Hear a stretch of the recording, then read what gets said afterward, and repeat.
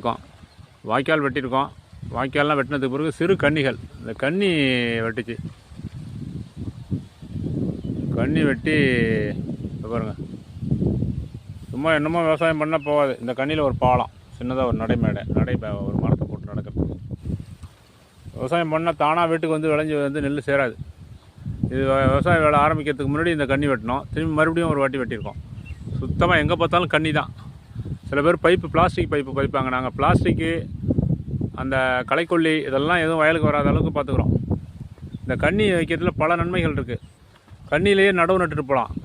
ஒரு அடிக்கு ஒரு நடவு கண்ணியில் 2 பக்கமும் ஓரத்தில் நட்டோம்னா அது ஒரு நல்ல விளைச்சல் கிடைக்கும். அது நாங்கள் சம்பாவில் அடுத்த விவசாயத்தை தான் பண்ணுவோம் எப்பயுமே, குறுவையில் நடுறதில்ல. இதுதான் கன்னின்னு பேர். ஆறு, ஏரி, குளம், அதுமாதிரி வாய்க்கால், அதில் சிறு பாசனமாக போகிறது, வயலுக்கு போகிறது கன்னி. கடைசியில் கன்னி வழியாக தான் வயலுக்கு போகும் பாசனம்.